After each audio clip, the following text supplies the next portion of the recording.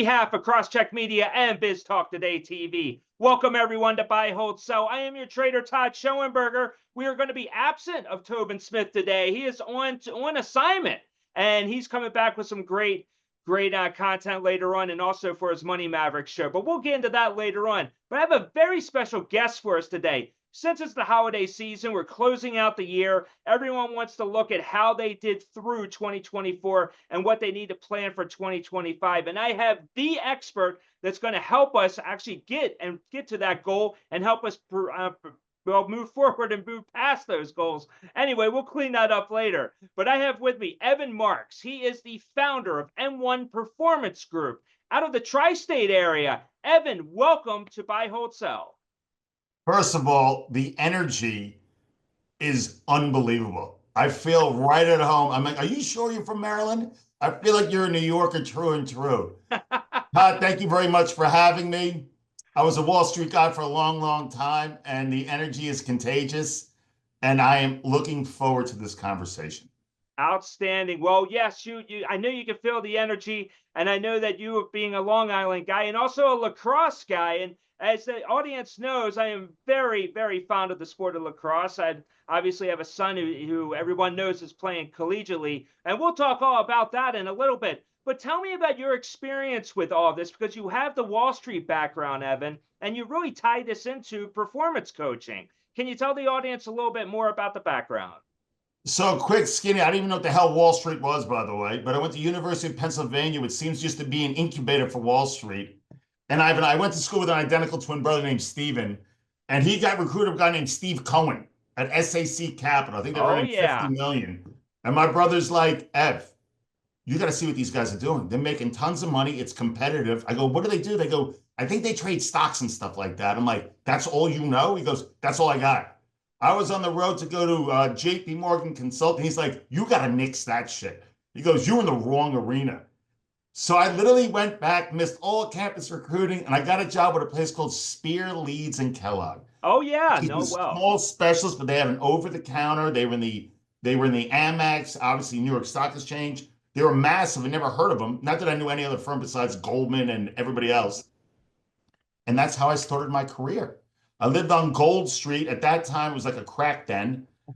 And I made 18 grand a year in this program. I lied to my mother. I was a bartender on Liberty Island during the week until I started to get a sniff of what the hell was going on. 2 years later, I got poached out and I went to a place called J. Goldman and Company where I started my hedge fund career. Met some incredible coaches along the way. And then I finished my career up at a different fund. And I was 46 years old and things were great. It was, probably the top of my career. And all of a sudden, I thought I had a heart attack. Oh, boy. I was like, wait a second, this is not supposed to be happening. I'm 46. I got 2 daughters. I got a wife who I think is happy. It's still always debatable. And I saw a neurologist, and they said, you had a massive, massive panic attack. I said, what are you talking about? Oh, boy. And all of a sudden, it's like the gray matter in your brain has really been damaged. He's like, you got to reconsider what you want to do with your life. I said, excuse me? I said, I just bought a fucking house. Yeah. I said, I have 2 young daughters. He's like, I'm just letting you know. My wife was in the room with me. She's like, you have to reconsider. I'm like, no shit. And fortunately, I had a great coach before I retired. And she called me out of nowhere. And she goes, what are the odds you come work with me, coach? I said, excuse me? I said, let me give it some thought. Ironically, Todd, I never wanted to go to Wall Street. I always wanted to be a coach and a teacher. All of a sudden, I told my brother, I said, I'm going back to school, buddy. I went back to school for psychoanalytical theory and neuroscience. 6 months later, I'm at Charlotte, North Carolina, coaching Jimmy Johnson. I have and his pit crew team at Hendrick Motorsports. And that's how I started my career. And after that, I said, here we go. Sold my partnership. I'm like, I'm out. That's incredible. I just went back to school and didn't stop learning. And I was fortunate to be with a great coaching group. And in January, I said, I'm done drafting. It's time for me to see what I'm all about. And I went my own in January. And you're January of this year? January 2024. Oh, wow. Okay. I started in M1 Performance Group. So reading your bio, you're working with athletes, Jimmy Johnson, athlete.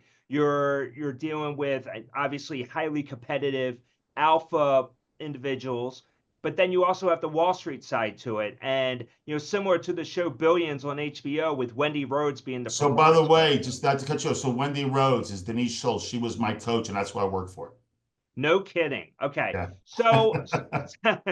so tell me, okay, on the investment side, tell me about your process and why you're so successful at it. So I was long short equity guy, traditional hedge funds at that time. And this is obviously way before algorithmic trading. And so it was obviously discretionary. So we had a fundamental technical approach. And, before Reg D, I don't want to go into this whole thing, but, a lot of it was, what is the variant perception? What edge do you have over everybody else? And as we know, as time went by, that started to decrease. Okay. But what's the underlying for everybody was like, why do people have the same ideas and they're not maximizing? Or why does Todd and Evan have the same idea and Todd makes money, Evan loses money? Like, what is going on here? I had a coach way before Denise, just get bigger, do more work, put more risk on. Da da da da da. I'm like, that doesn't work though. I started to understand there's an emotional, mental component to this game. Yeah. Luckily, midway through my career, I said, you know what? This whole thing about getting bigger, doing more work, running more money, it's not solving my problem. There is something going on under the hood unconsciously that I'm repeating these same patterns. Why? Why do I keep doing this? Then I realized how important the mental side of this game was. But until somebody came by and said, listen, by the way, do you ever hear about emotions and past behavior and learned behavior? I'm like, what the hell is that? So once we Yeah. started to understand the psychology of this game, it transformed everything. And I was very fortunate to leave it because I always wanted to do this. So maybe it was COVID, maybe before COVID, maybe it was Simone Biles. But we started to understand, like, wait a second, what is mental performance? How important is this? Is this really the edge that people need? Well, we know now, we knew this in life, that psychology is 90% of the game. And I said, Okay. I have to be a part of this because it helped me and I want to have impact on others. So my process was like a process like anybody else: fundamental, technical, catalyst driven, duration. But nobody was talking about this mental side. Not enough to talk about emotions, behavior, experience, wiring in the brain. It wasn't even around. Though Freud's been around for obviously years and hundreds of years, but nobody was putting this together. Yeah. How are emotions data? How do we bring the unconscious conscious to form new experiences? Okay. So wait a second. So you're telling me in the game of trading, this is an edge? What about CEOs? What Well, about athletes? Even though the frequency that it hits your nervous system, because trading's fast, right? You're getting that input hitting your nervous system constantly, right? Fight or flight, impulsivity, intuition, where corporate America is maybe a little slower, and in athletics may be a little different. But in trading alone, there's no better arena to yeah. really hone in on your mental game.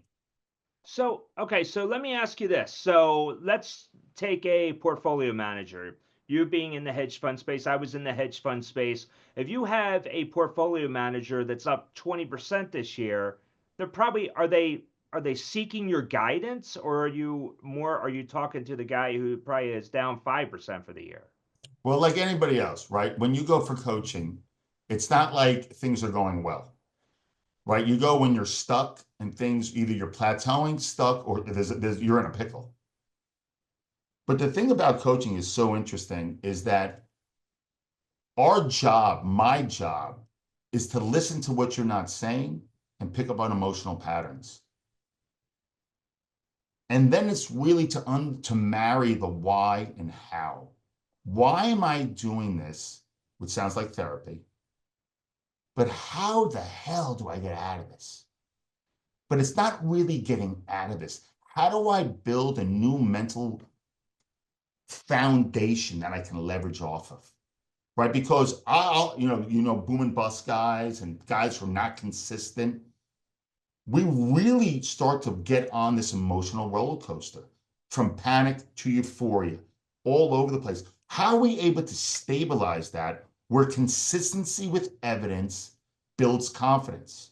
Where slowing down, you need to slow down in order to speed up, which is the act of intentionality. How do I get buy-in that once we understand why we're doing this, we course correct, we start building new foundations, do we now stretch, right? So if somebody's up 20%, they may call me. Why? I've been up 20% before and I gave it all back.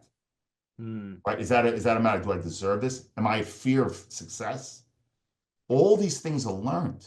If a guy's down 20%, 5%, excuse me, whatever number it is, I'm cautious, I'm afraid. All of a sudden we go into survival mode. Right now, fear of embarrassment, fear of judgment, fear of shame. How about this? The brain predicts into the future. It's what it does, a predicting mechanism. Well, if I make one more bad trade, there goes my house. There goes my wife. My kids, what's going to happen here? And we go down this fractal ladder that's dangerous. So how do we prevent that? And not only prevent that, how do we build something that we know to get off the first exit? We know how to downshift to get to neutral quick. That, by the way, is a choice. So all these things, this is a crash course, obviously. So I don't want everybody thinking this happens by Friday. Right. But all Right. these things are so important in the mental game. Yeah. But we have to know the unconscious before we can make it conscious. We have to know what drives Todd. Why are we doing what we're doing? And once Right. we Right. do, we start adding, Right. we have Well, okay. emotions. Go So, ahead. so, so, I don't mean to interrupt you, but then I'm trying to get an idea. So I'm the portfolio manager, and whether I'm up 20, down 20, whatever it is, how much risk I'm taking to achieve these returns. I mean, I'm sure a lot of it goes into it. I mean, are you just sitting down with these people one on one? Are you in their office? Are you watching what they do on a daily basis? I mean, how intrusive does it actually get? It's a very intimate relationship, right? Because everything is connected. If Todd's having issues with his wife or things are going on, does it affect his performance? If all of a sudden we're up 20% and we're being cautious instead of being conscious, what's going on? Because we don't want to give it back, right? Because when you trade cautiously, it's not a healthy place to be. So I meet with people once a week and we chat things out. But what's different about my practice, I speak to people usually anytime they need me. So if there's a decision to be made and they're nervous and scared and they need to talk it out so they can hear themselves, right? They as opposed to thinking about it, Todd, you start verbalizing things. Those words actually carry an experience. So we start to hear ourselves, right? Because you know how people just, I was thinking about that, but I didn't do it, right? So we start to verbalize things. We get to see what it is. We get to hear it, see it, feel it. All of a sudden, what the narratives that we had start to shift. And why do they shift? Because I'm very afraid right now, Evan. I'm up 20%. I can't give it back. I need to have a solid year. Okay. You're afraid. Acknowledge it. Okay, I'm afraid to give it back. Good, good. Now let's put space between that feeling and the next decision we make, which is a behavior. All right, I'm allowed to be fearful. I'm up 20%. Okay, we ask a question. Okay, what am I trying to accomplish here? Why am I in this trade? What is my edge? Voice it. So when we ask self-exploratory questions, it puts us in a seat of influence, which is consciousness. Now, okay, you know what? I like the entry. I like the reason. I like the whatever it may be, what we're looking for. All right, let's put it on. But now we're coming from a seat of calmness, of intuition, as opposed to impulsivity, right? Impulsivity is, consider impulsivity chaos, where intuition is calmness. So we don't go from feeling, behavior, experience. We're able to put space where it's not just automatic. We're not an autopilot. So now, by slowing it down, Meanwhile, our foot's still on the gas, but we're able to slow our thought process down to pick the right behavior. And the more times we do that in these situations, right? I can't control how you feel. I was nervous for 23 years. My assistant would look at me, how you feel? I go, very nervous. He goes, but you don't act nervous. I said, well, that took a lot of time. I can have an emotion. Now, as a kid, when I act nervous, I'd run away. I had big glasses on, I had cataracts, I was embarrassed, I'd run away. Yeah. But I'd say, you know what? I'm allowed to feel what I want. But now I know through repetition, I tie this new behavior, it created a new experience in my brain. So now the neuroscience behind it is that we have circuitry in our brain, right? Neurotransmitters, modulators. But through enough repetition, I'm starting to build a new pathway in my brain. So that old pathway of nervousness, shit, if I fuck up, I'm not going to get the approval of my parents. I'm not going to get validated. I'm going to look this way, da da da. So I better not do that. But as I form new experience, those, when they say hard habits are hard to break, the reason is they're actually physically hard to break. There's myelin around them. There's a whole neuroscience behind it. So our job is now to build new circuitry in our brain. So now that becomes the default. So now when the risk comes on and the pressure comes on and the stress comes on, we can almost sit in that pocket. Well, I'm feeling nervous here. I'm feeling scared. Holy cow. All right, I've been here. Okay, what do I need to do in this situation? What am I trying to accomplish? Now I'm tapping into that circuitry. Boom, let's go. Huh. It's fat. That is something else. That's wild, right? And it that's is very repetition, wild. right? Like I said, we talk about it now. It doesn't happen after Thanksgiving. But once we become intentional, that's my job. Once we commit to this. But, it's not just trading. We all have, if we're married or we have children, the way we feel, we get triggered, right? Triggers come from anything. Like if you started yelling at me now, I don't even know you that well, but you could be somebody in my life from the past where I feel defensive. Like, why should Todd affect my feelings? But you may. But I really have the opportunity to decide how I want to behave. Yeah. Huh. So, okay. So one There was a lot there, Todd. A lot. There's a lot there. There's a lot to unpack there, no doubt about it. And Yeah. I mean, it's incredibly interesting.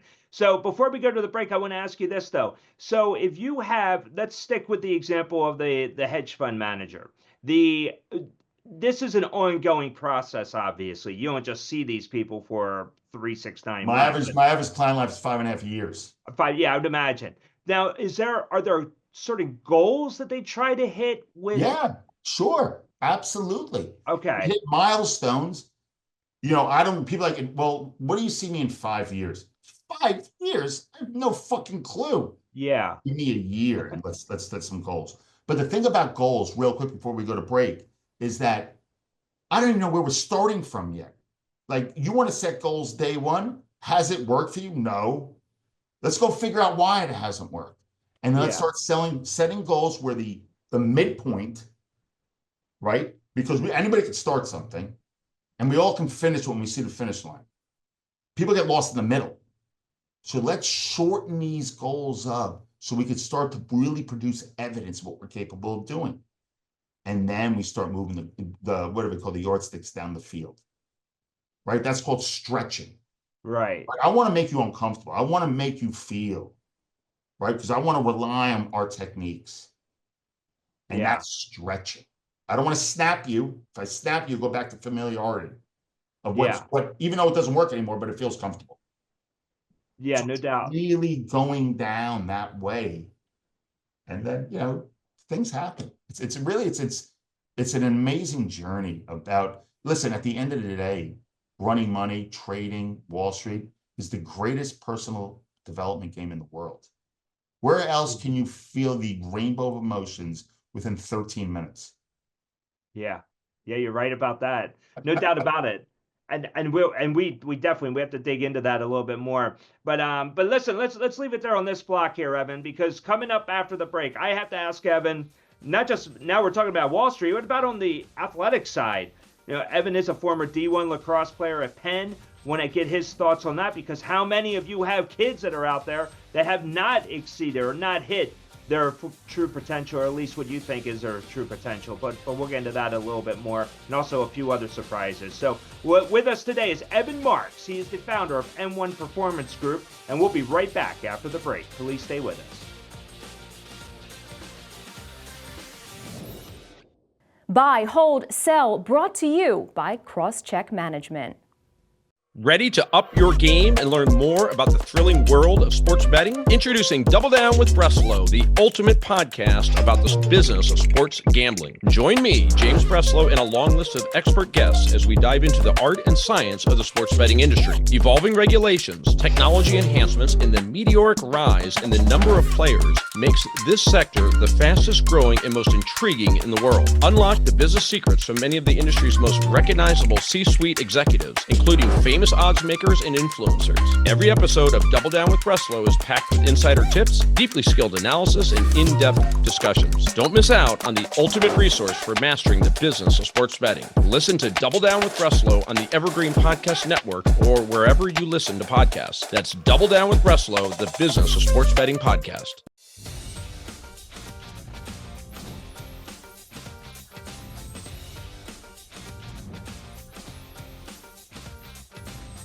Welcome back to Buy, Hold, Sell. I am your trader and host, Todd Schoenberger, and my co-host and friend, Tobin Smith, is not with us today. He is on assignment, but he will be back for a future Buy, Hold, Sell and a Money Mavericks, which he has a few surprises there coming up over the next few weeks. But with me today, and this is the most important guest we've had in a very long time, is Evan Marks. He is the founder of M1 Performance Group. And Evan is a performance coach. You're probably familiar with Wendy Rhodes on the show Billions. But Evan, he seems to know a lot more than Wendy. I got to say that's for sure. So Evan, when we left off in the last break, we were really talking about, how it works on the professional side from a Wall Street angle. And I have to tell you, from my own personal experience, I was built, as you know, I'm from Maryland, and I was built in this household where it was almost like you have to work hard. Be the first one in the office and the last one to leave the office. And that type of perseverance is going to result into success. And that's on the professional side. On the athletic side, I have a son who is playing collegiately, playing lacrosse like yourself, like you did. And I always question the mental spot of that. I have to think that a lot of that is mental, of how you go about your conditioning and your drive to want to win and continue to be competitive. Is there a difference, though? Do you see that from a professional side? Maybe I'm the dummy that's working too much, and maybe I should start thinking on the mental side a little bit more. But then on the athletic side, I know that you have the God-given gifts, but you also have to have that mental strength. I mean, is there a difference, or are they both the same? Well, it's a great, listen, anything without action and effort is anything. It's nothing, right? So effort counts. Intentionality counts. Commitment counts. Practice counts. Repetition counts in anything you do. However, we know talent alone won't get you there, right? And we know effort is extremely important. But it's also, how do we think? What's our mindset? How do we adapt? How are we resilient? How do we persevere? How do we define struggle, and how do we respond to it, not react to it? How do we respond to it? We know one thing. I'm 52 years old, and I can say it with 100% guarantee. Can't guarantee results. I'll say with 100% guarantee, life is not linear at all. If you told me at 52 years old, I'd be speaking to you as a performance coach, I'm like, listen, man, go back to Woodstock and have a nice life, because this is not happening. Right. But it does. So it's so interesting. I always hear that in struggle, like in performance. Remember, mental performance, or performance in general, equals potential minus interferences. It's a very clean equation. We all have potential. But what happens often is the interferences get in the way, right? That could be learned behavior. That could be certain program we had, obviously, from our caregivers, or just society as itself, right? Environmental Obviously social media. I have two daughters, 14 and 12. So once we really start to understand what are the things that are not helping me any longer, right? So when you talk about sports performance, like your son, all right, I have all this potential. I am doing all this work. What can I take out of the equation? You know, the old addition by subtraction. You know, when we add, I'm going to do this, I'm going to do this, I'm going to do this. Well, sometimes the greatest leverage is taking things out, is in the simplicity of it. So we're able to recognize that. You know, when we talk about intuition, impulsivity, or all these things, or emotions, right? How do we better understand the interferences so we have the ability, the opportunity, and the possibilities to live our potential? It's an amazing thing if we keep it that simple. Well, you know what, Todd, this doesn't work for me. Well, why don't you stop doing it, right? Let's do more of the things we value. Let's do more of the things that are going to get us closer to our goal or fulfillment or whatever the hell you chase, whatever we're trying to accomplish. Let's do more of that, right? You know, it's interesting. I did a post this week. The power of your yeses are directly correlated to the power of your no's. And what does that sound like? That sounds like sacrifice, right? That sounds like really doing the things that you value. Yeah. Right? It's really important. So when you talk about your son as a lacrosse player, right? It is a mental game, but that's not void of training. That's not void of learning. That's not void of intensity, aggressiveness, all these things. But you know what? I'm sure your son's career in college isn't going to be something in zero. There are going to be some losses along the way. It just happens. I wish him the best of luck, by the way, but it's Yeah. inevitable. Right. How do we respond to that? Yeah. Are we victims of the circumstance? Possibly, but once we live in victimhood, we're in a different ballgame here. How do we Yeah. bounce back? How are we able to compartmentalize? I can't believe I got that word right. So I usually chop that thing up to smithereens. How are we able to feel what we feel, give ourselves permission to feel defeated, to feel a certain way, and say, okay, man, I'm allowed to feel that way. However, not but, right? But negate. However, what do I need to do right now to get stronger? Feed Yeah. forward. This is, you know what? I'm gonna go for a run, right? Right. I'm gonna, you Right. know, because sometimes when we get lost in thought, get lost mentally, sometimes the greatest way is to go to the body, right? You can't overthink stress, right? You can't overthink. Sometimes you have to go physical to let your mind relax, to come to a baseline, and then we go back into what's going on. So all this is fucking mental performance. Right. We're mental beings. We're living this human experience. We all have stories to tell. Nobody lives a vanilla life. It doesn't happen. Yeah. So the question is, how do we respond? Remember, react is reacting the past. How do Yeah. I respond? How do I move forward? How do I get to neutral and move forward? So, no, you're right. So let me ask you this. So, what about in the when you're coaching and you're talking with your clients, what happens if whatever it is that they're trying to achieve, your client's trying to achieve, what if it's not the right path? What if it is really just something that they're just going to continue to hit that wall, a dead end? I'll give you an example. Good. Let's say here I'm the CEO of CrossCheck Media. CrossCheck Media in the past 2.5 years has grown from really a show that we try to sell to a major network to now we have a dozen shows and we're broadcast worldwide. It's great. The exponential growth has been great. But what if we do hit critical mass? Like if you're my coach, are you going to tell me one day and say, because you're trying to get optimal performance for me to make CrossCheck Media more valuable, but what if it isn't the right path? Are you going to tell me as your client to say, I think you need to redirect and go elsewhere? Or are you going to just say, just keep going, it's going to work for you eventually? All right. So let's take that example. We're at critical mass, right? By the way, congratulations. Thanks. all right, let me ask you a question. So we're here. You know, Eb, how you feel. This is what I'm experiencing. Okay, so what are we trying to accomplish? What are you trying to accomplish here? I don't know, Eb.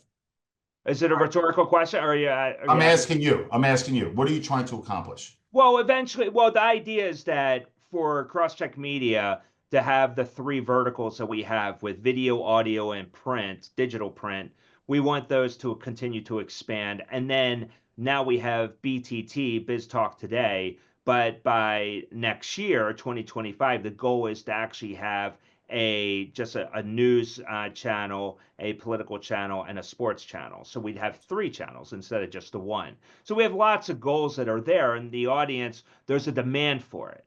But as you know, there's a incredible amount of work that goes along with that, and the competition is building, obviously. So do you then say to me, I don't know, Todd. I mean, this you might want to think about, rethink this, and maybe look in Well, the what are the challenges you see? Listen, we can't, we don't know when the delivery truck that has challenges and obstacles come its way.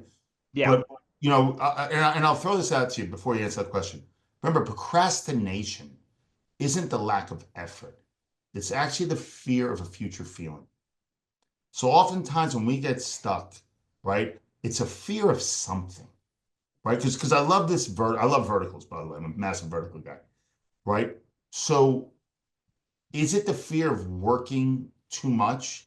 I want to go spend time with my son in college. I want to see his games. Am I going to get too deep in this thing where I'm sacrificing something else that I value? Right? So it's may not be the leaf that you're thinking about. It could be something else. So I would ask you, what do you see the challenges going forward, professionally and yeah. personally? Well, it's time. Yeah, and you hit the nail on the head. You're coming up on the spring season. Yeah, because I mean, tell me about it. I mean, looking at the Lemoyne lacrosse schedule, and you see, I want to hit every game. Whether they're home on the Syracuse campus or they're away, I want to see every game. And I'm the fan. I'm the dad there with I the can see outfit this. on and the whole thing. But as you know, that takes time, especially you're traveling and the whole thing, and you get there, and so time to get.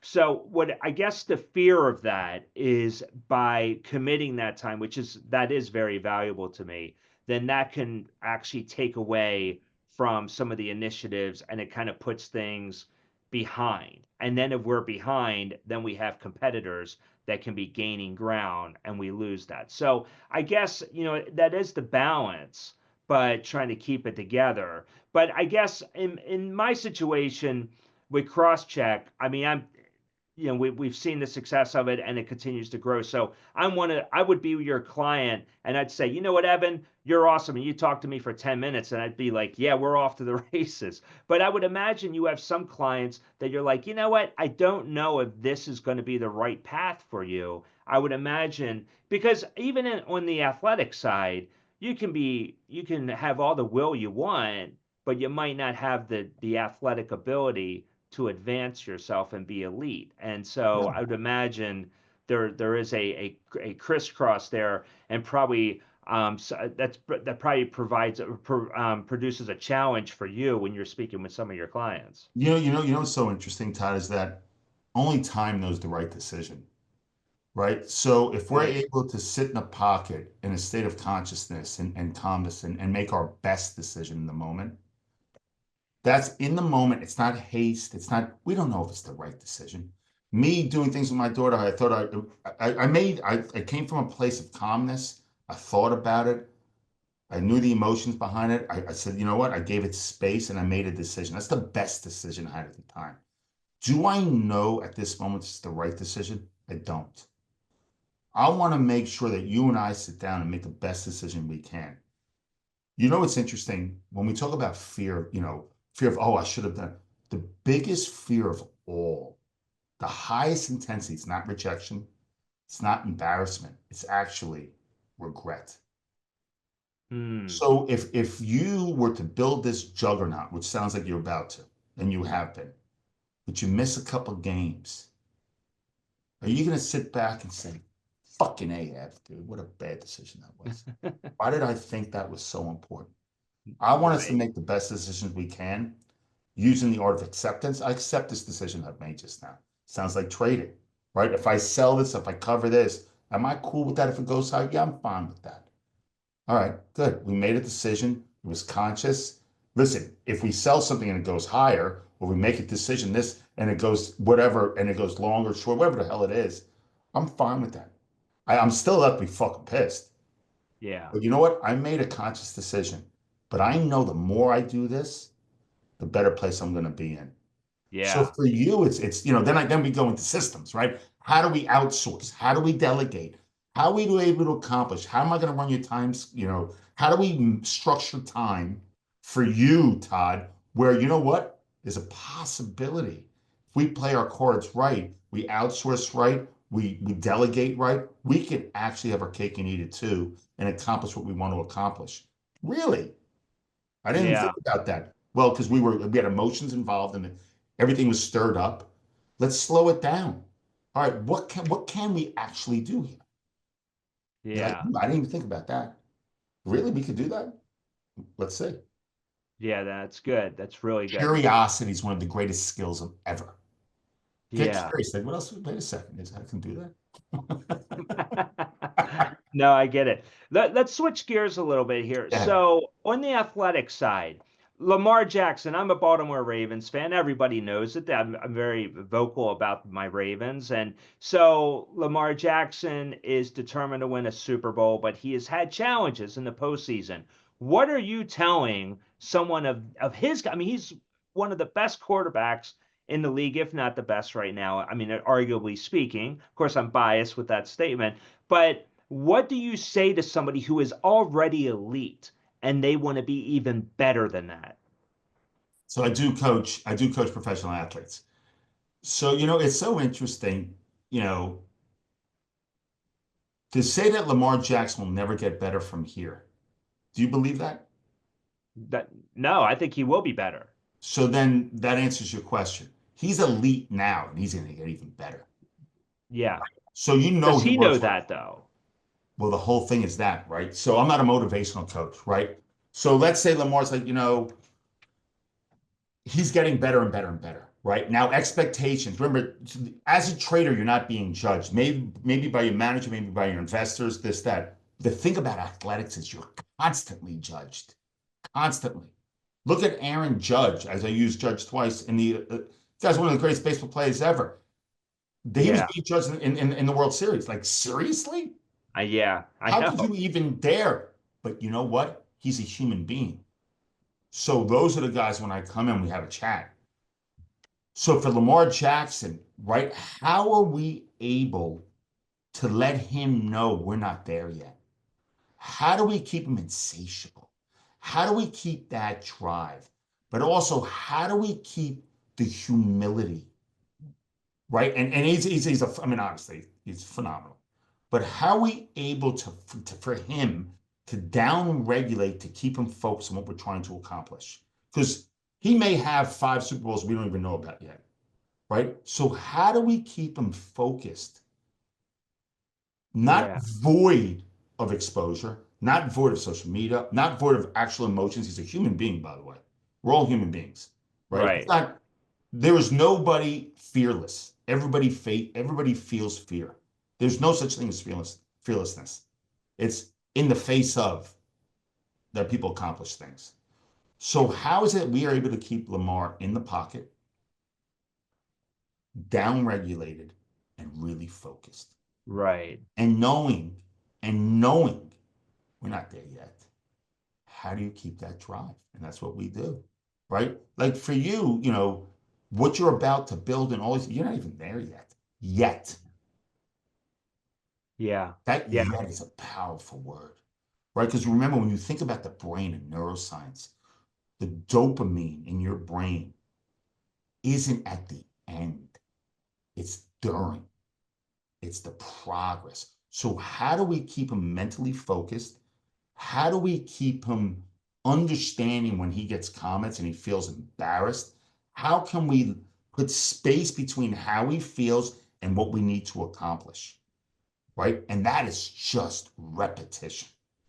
You know, when you think Yeah. about Tiger, when you think about even Stevie Cohen in the hedge fund world, they all have mental performance coaches, right? You don't know. The only place you know is 6 feet under. It's over. But you Yeah. don't know what your limit is. We don't know what your potential is. Nobody saw Tom Brady winning all these things. The guy's a mental beast. You know, Kobe Bryant, please now. You don't think their belief systems are Yeah. so solid, but don't think it was never shaken. Of course it was. So, how do you build? And you talk about your son, me, you. What is resilience? Resilience is not void of emotions. Resilience is in the face of Yeah. what do I need to do now? And What we do you need to tap do? into that circuitry. I've done this before, right? Because we said it early on in this episode, the brain's predicting. But wait a second, man. I've been on a fourth down, 9 yards. Everything's counting on me. I've been here. How do I tap back into that? So you know what's interesting is that I know I'm going on a little run here, No, it's okay. but what's important is when we do something well, we always have to give ourselves a little bit of credit. Not a cowboy or Baltimore Ravens cheerleading party. The importance of giving ourselves a little credit helps the circuitry in the brain because it solidifies growth. It solidifies a belief system, right? Not to get euphoric about it, but to say, you know, Todd, man, I like the way I handled my son's schedule. I like how I stayed in this pocket. I know I have more in the tank. Well done, my friend. Right? You tell yourself that. You don't have to have a massive party, but let's keep going. That Yeah. self validation, Yeah. fucking massive, That is. That right? is. Not That's awesome. arrogance, not this, but that, but come on, we got this. We got this. Let's go. Right? When you look at Simone Biles in the Olympics, you look at Ronaldo, Cristiano, look at what they're saying to themselves. Our words matter. How we speak to us, how we feed ourselves verbally matters. Right? When you say you're feeding the wolf or the dog, we got to feed the dog. Right? Our words count. We hear them. We know now through research when we verbalize, leaves our mouth, those things count. And by the way, an occasional fuck you, Evan, you're pissed, that also is a trigger to say, wait a second, let me take a pause here. All right, I know what that means, but I know the behavior needs to be tied differently now. I'm not going to go sabotage myself. I'm not going to go do this. I know what that means now. That's my personal dictionary. In the past, Yeah. I would do something stupid or do something that's familiar, do something in the old circuitry. Not anymore. No, no, no. I know Yeah. what that word means and I know what to do with it now. Isn't that fascinating? It is. And it's fucking awesome. It's and you know, and I'll leave it at this because it sounds so much. Our job is to make the unconscious conscious. But through repetition, we know what we're all here about flow, flow, flow. Flow is basically being unconsciously conscious. So it's really doing these things. So we were so intentional in the beginning that it becomes a part of our patterns. It becomes a part of how we operate. Remember, we're an operating system. It just becomes like, you know, when I have clients, we don't talk about things anymore. It's just a part of what we're doing. And that's how stretching begins. Yeah. No, Yeah. that's good. I'm sure your son doesn't think about throwing the crossbow anymore. I mean, it's like they come in, you know. Children, when children start walking, they're not thinking left, right, left, right. It's really trial and error, and they start to operate that way. Yeah. Yeah, Yeah, you're right. Yeah, it's muscle memory at this point. Yeah. No, yeah. no doubt about it. It's fascinating stuff. I can talk about this shit forever. Oh, I love it. Oh Yeah. my goodness, this is great. One final question for you. How can the audience reach you? I mean, I'm sure we have a lot of audience members right now that would love to talk to you and So I have a powerful social media team, which I'm really proud of. So we're on LinkedIn. We're gonna get our shit together in, on Twitter and Instagram. okay. I have a website, M1 Performance Group, that has a discovery button or a book me button. I do introductory phone calls to get to know people and Okay. stuff like that. And I'll be doing a TEDx talk in a couple months about curiosity on the mental performance side, which I think is going to be pretty killer. I'm looking forward to that. Don't know the time and date yet, but I'll send it to you. Yeah, I would love it. I've done a whole bunch of podcasts, and all that stuff's on my website as well. Well, that's great. Well, we have the Interested. website. We have the website on the screen right now at the bottom, and also anybody that is listening to this show, we will have a link built into the description. So definitely reach out to Evan. There's so much value there, and you heard the value proposition from this show. I can't imagine there's so much more as well. It's, you know, I'll leave it at this. The journey's amazing, right? As long as we give ourselves a chance to progress, right? In the beginning, if progress can be elusive, give yourself that gift of patience. From patience doesn't have to feel like you're in neutral, but watch as it starts to expand. But you need to start somewhere. Just give yourself, when you feel like, give yourself another day, because it starts to build. And the greatest gift you have is when you look back and you say, I can't believe I'm fucking here. And that's repetition and consciousness. Incredible. Wow, this is amazing stuff. I got to check out the TEDx talk. I'm so impressed by that. I'll send it to you. It's gonna be killer. Oh, I hope so. I'm very can't wait. Yeah, Rip's looking good. Yeah, we'll push it on our end as well. So that's great. So Evan, thank you so much for joining me today. You said so much, and I know personally I got a lot out of it, and I'm sure the audience did as well. We'd love to have you back on sometime. Todd, I appreciate you having me. It was a pleasure meeting you as well. And have a happy Thanksgiving. Likewise, happy Thanksgiving to you and your family, and to everyone else out there. And thanks again for joining us on Buy, Hold, Sell. And we'll catch you next time. Take care.